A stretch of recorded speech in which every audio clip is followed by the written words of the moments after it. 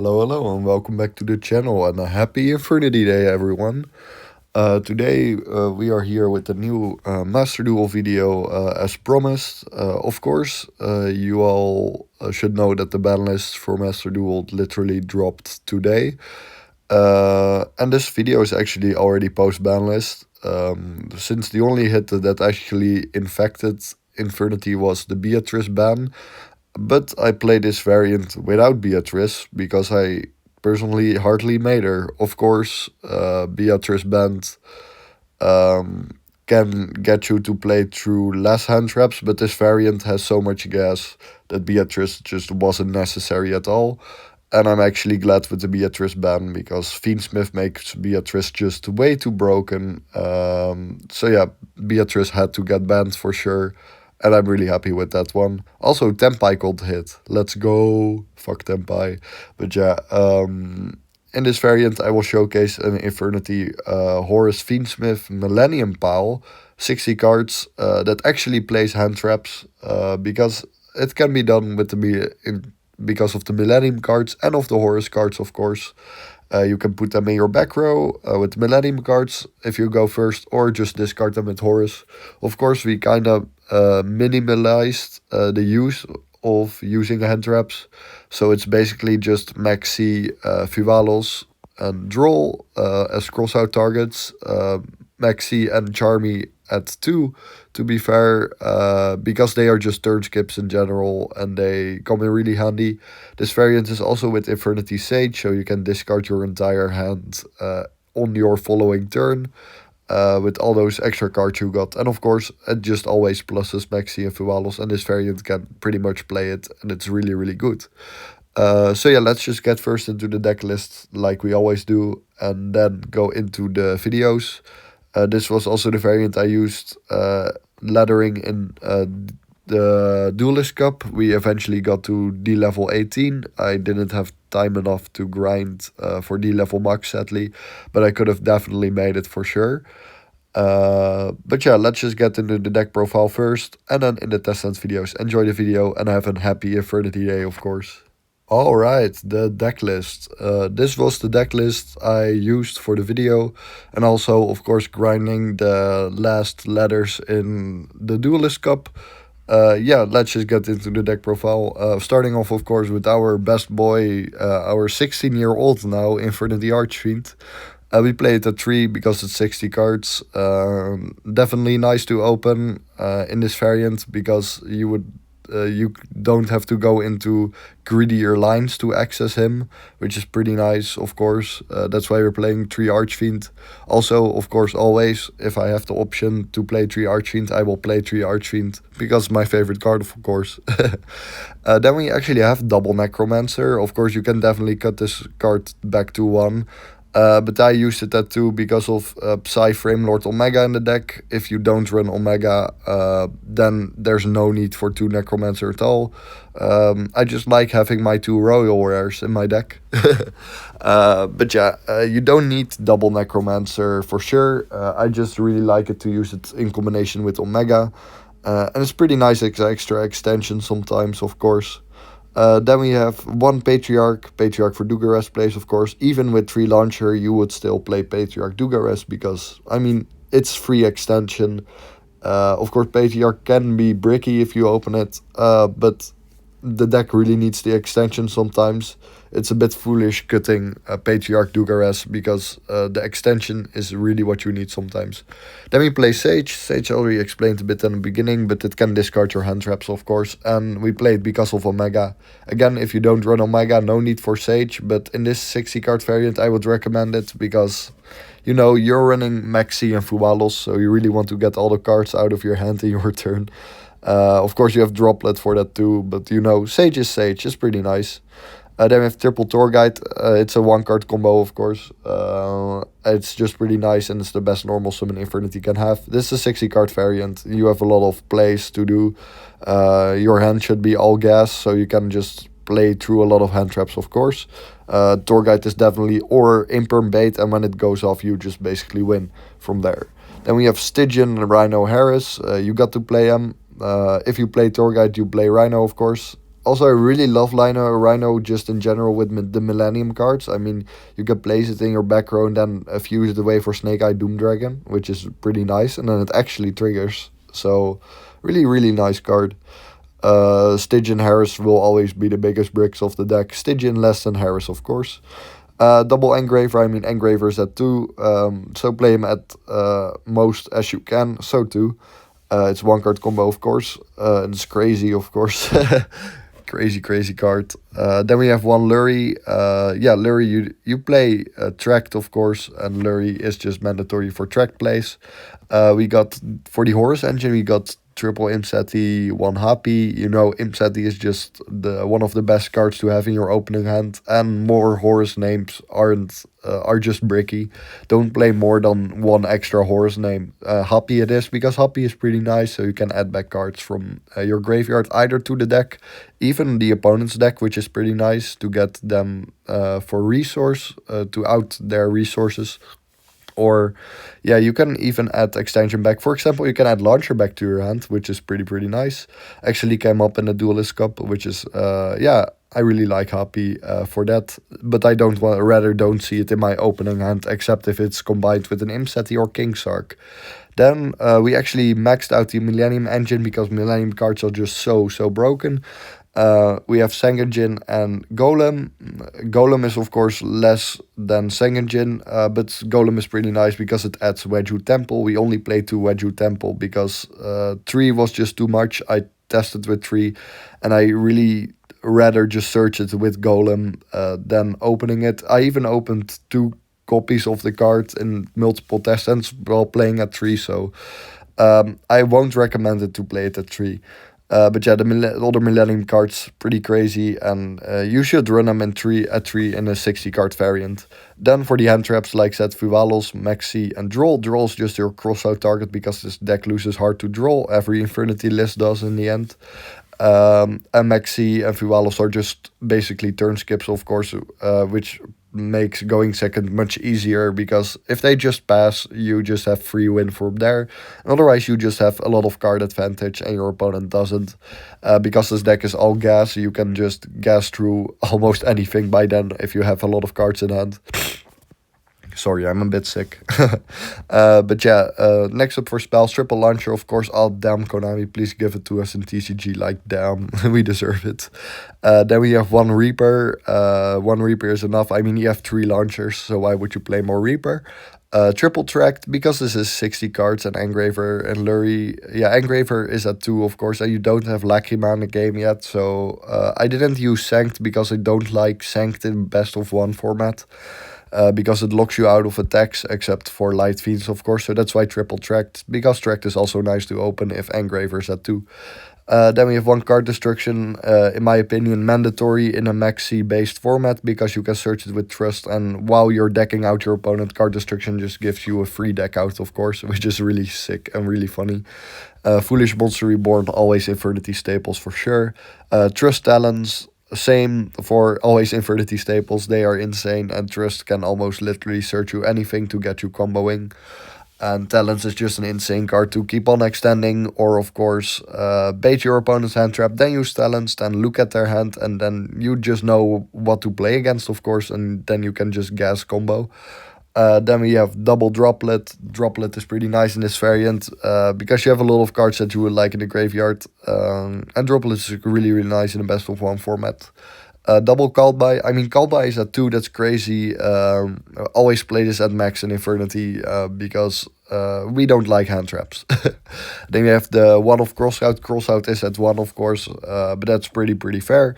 So that's why we went Crossout, because if we get Drolled, we have to Crossout for Droll, because fuck Droll.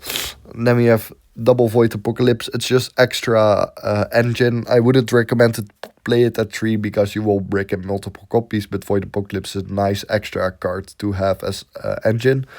Double King Sark. 3 King Sark is just too much right now, because I really didn't see much of Droll right now, so the double King Sark's enough. Also really like that. I really am a fan of 2 ratios. So yeah, if you are a 3 ratio fan, you can definitely play it at 3 though. However, Waju Temple should be played at 2, and 2 is definitely the max. I really don't like playing it more. Double barrier, of course. I mean, it's double barrier. No need for more traps. Break is in the side deck as a card you could play.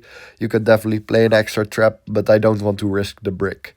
And then, of course, Imperm, our trusty hand trap, because we can set it in the back row, of course. Why you can definitely play 3 by the way of Imperm by cutting more engine. For more non-engine, of course, which is pretty nice, but I just played it at 2 at the moment. Also, a trust target if you get drolled. For example, you don't have cross-out Callbite. You can trust for Imperm, which is really nice. That was it for the main deck. And first we will go in the extra deck. The extra deck is, of course, Snake Eyes Doom Dragon. Such an insane card. Insane going second. Yeah, it's such a nice card. You can even fusion summon it by sending a Requiem and Sequence equipped to Engraver, which is really nice. Yeah, an amazing card and a must play for sure together with the Millennium cards. Then we have Aerial Eater. I mean, Aerial Eater, just like TCG, you make it with Sequence and dump any Fiend. It's a Beatrice for Fiends, after all. Then we have Chaos Angel. Chaos Angel is just way too insane to make. It should be definitely played in every variant where you run Fiendsmith, because Engraver plus Archfiend is just so insane. And in a best of one format, it's even crazier, because not a lot of people will have an out to it in their deck. Then we have Psyframe Lord Omega. Like said, you can deck out the opponent easier by keep on looping Launcher with Omega, which is really funny. You can definitely not play it for sure, and then just also play one Necromancer, like said. But I really like to have it as an option. If your opponent plays more cards and Maxi, you can deck them out easier. Then we have Appaloosa. I mean, as long as Appaloosa is legal, we will always play it. Saryuja, of course, for the extra extension that you really need sometimes. And it's great to have in the extra deck as an option, of course. Griffin on end board, yeah, we don't like floodgates, but Griffin is Griffin, it's insane. And like said, in a best of one format, not a lot of decks will play through it. Yama Super Producer mandatory Infernity cards. Yeah, they are crazy. Extension, playmakers, they have everything. Then SP, you can also run IP together with SP, of course, but since I played Omega, I really didn't have room for the IP, so that's just why only the SP. And then, of course, Sequence, Moon, Requiem, but those are mandatory for Fiendsmith, of course. No need for explanation on those. Then, in the site, I put some cards you can consider to run and test yourselves. I test them too, of course. We have Savage Dragon together with IP Succession. That's basically the synchro package for this, for Master Duel. No need for Diabel because you have 3 launchers. That's just overextending and not needed at all. It's funny sometimes though, I really like Diabel, of course. But in Master Duel, you already have 3 launchers, so why would you? Yeah, Savage and Ip, you can then make Ip with Necromancer Sage, summon Necromancer back with Succession, Necromancer Revive Archfiend, of course, that makes Savage. Savage and Barone are still legal, but the only thing I don't like about Fiendsmith is that the extra deck is pretty tight, which is really sad, of course, which makes almost no room for Savage and Barone, because you rather just do Link Climbing. Then we have Zombie Vampire. Zombie Vampire is easy to make in this variant with the Horus cards, with the Millennium cards, with the Snake Eye Doom Dragon. I'm just not a big fan of milling Launcher, for example, but it's definitely a card you can consider to run. Also had a bit of space issue, and Zombie Vampire doesn't come up a lot for me personally, so I decided to not run it. Then we have IP. Like said, you can run IP SP if you don't run Omega. Then we have Ash Blossom. Ash Blossom is, of course, the hand trap. You can definitely play it to counter Maxine Fualos too. I didn't play it because I just found this way nicer, and yeah, I just like playing the lot of engine. Of course, Ash Blossom is a great card. You should definitely run it if you can. But currently, I'm just really vibing on this list. That's why no Ash Blossom. You can play an extra draw for sure, because draw is draw, but fuck draw. We just rather run it as a cross-out target for now. And if you open it in your opponent's turn, it is what it is. That's pretty nice.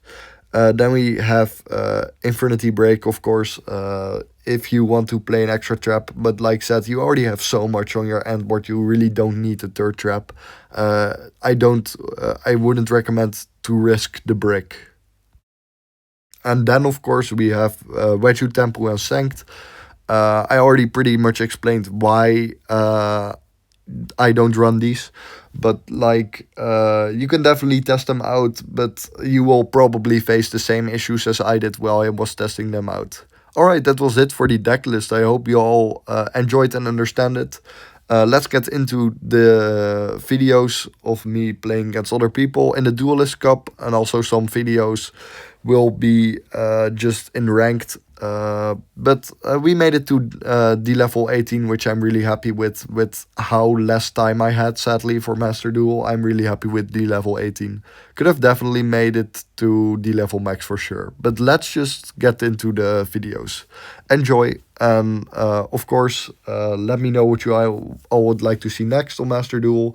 Already got a suggestion to make an adventurer variant on Master Duel. I really love adventure, of course, so we will definitely do this for sure soon. Let's get into the videos. Enjoy and learn.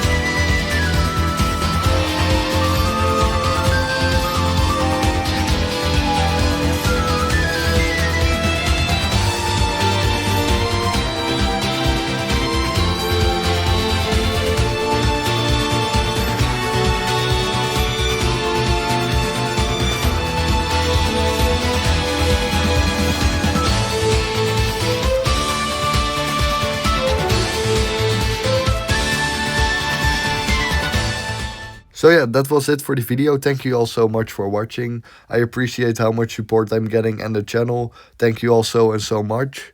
Let me know, of course, what you all would like to see next. Of course, the Adventurer variant will also be showcased soon for Master Duel. I hope I will have more time for Master Duel. I really want to get to the highest rank possible with Infernity for sure. I think that's definitely possible. But yeah, I really enjoyed this variant. I will probably play this for a long time still because it's pretty crazy. So yeah, let me all know what you all would like to see next. Master Duel wise, TCG wise, just everything Infernity related, of course, and I'll try to make it work as soon as possible. Thank you all so much for watching. Have an amazing Infernity day. Let's fucking go. Archie's already 16 years old. Biggest passion in life, baby. Let's go. Yeah, thank you all so much for watching. Infernity best deck, Infernity for life. By the way, for TCG Adventurer combo guide soon. Since we still don't have a ban list. Come on, Konami, just give us 3 launcher. Have an amazing day, guys. Thank you all so much for watching.